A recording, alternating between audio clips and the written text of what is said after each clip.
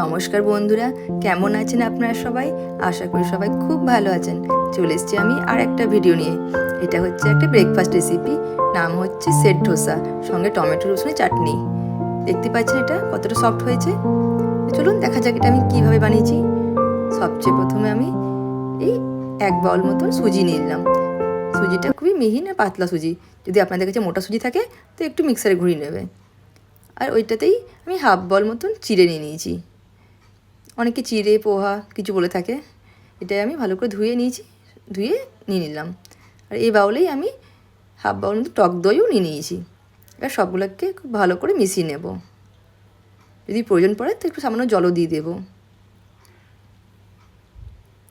এই জল দিয়ে খুব ভালো করে মিশিয়ে নিলাম। এতে সুজি আছে তো একটু টাইম লাগবে ফুলতে, তাই একটু 5-7 মিনিট আমি এটাকে ঢাকা দিয়ে রেখে দিলাম। আর এপাশে আমি চাটনির জন্যে একটা ফ্রাই প্যানে টমেটো রসুন কাঁচা লঙ্কাটাকে খুব ভালো করে একটু রোস্ট করে নেব। ঠিক একটু পরেই এটা আমার সুজিটাও ভিজে গেছে, 5-7 মিনিট হয়ে গেছে। এবার এটাকে আমি খুব ভালো করে গ্রাইন্ড করে নেব। আর একটু সামনে জলও দিয়ে দেবো। এই যে দেখতে পাচ্ছেন আমার ব্যাটারটা রেডি। ঠিক এইভাবে ব্যাটারটা বানাতে হবে। খুব পাতলা করলেও চলবে না, আর খুব মোটা করলেও চলবে না। এর মধ্যে আমি স্বাদ মতো লবণ দিয়ে দেবো। আর এতে 1 চামচ মতন ইনো পাউডার পাওয়া যায়, সেটা আমি দিয়ে দেবো। ইনো দিলে পরে এটাতে একটা স্পঞ্জি ভাবটা খুব ভালো আসে। আপনারা চাইলে দিলেও চলবে, না দিলেও চলবে এটাতে। এটা আমি যেহেতু ইনস্ট্যান্ট বানাচ্ছি তো সেই জন্য একটু ইনো দিলাম। এটা যদি আমি রাত্রে বানিয়ে রাখতাম তাহলে হয়তো ইনো না দিলেও চলতো। আর এবার আমার টমেটোগুলো রসুনগুলো সব রোস্ট হয়ে গেছে। এবার এগুলো ঠান্ডা হয়ে গেলেই আমি এটাকে গ্রাইন্ড করে নেব।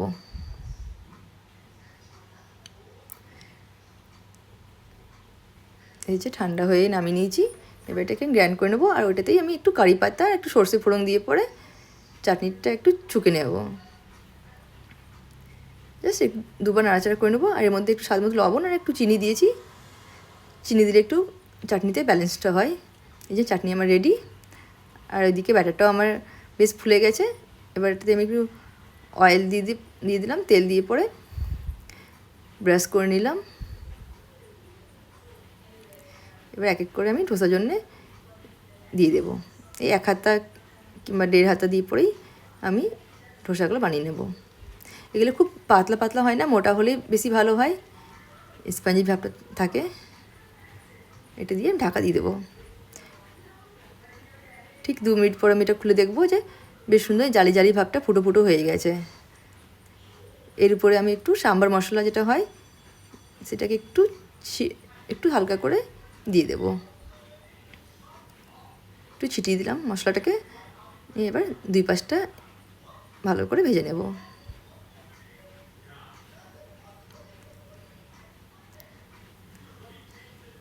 আপনারা চাইলে এতে বাটারও দিতে পারেন। আমি একটু বাটারও দিয়েছি, যেহেতু বাচ্চারা পছন্দ করে বাটার বেশি টেস্টটা আসে, তাই জাস্ট একটু বাটার দিয়ে পরে 2 পাশটা আমি ভেজে নিলাম। আর এটা হতে 7 থেকে 8 মিনিট লাগে। এই যে আমার একটা রেডি হয়ে গেল। এভাবে আমি বাকিটাও বানিয়ে নিচ্ছি। এটা আমি একটা পাতলা করে দেখালাম যে এটা একটা পাতলা ধোসা বানাই যে কেমন হয় এটা। তো আমার মনে হয় যে মোটাটাই বেশি ভালো হয়। এটাকেও ঠিক 5 মিনিট 2 মিনিট ঢাকা দিয়েছিলাম। তারপর এটাতে খুব সুন্দর জালি জালি হয়ে গেছে। এটার মধ্যেও আমি সাম্বার মশলা দিয়ে দিলাম। আর এটাতে একটু বাটা দিয়ে পর এটাকেও আমি ভালো করে ভেজে নেব 2 পাশটা।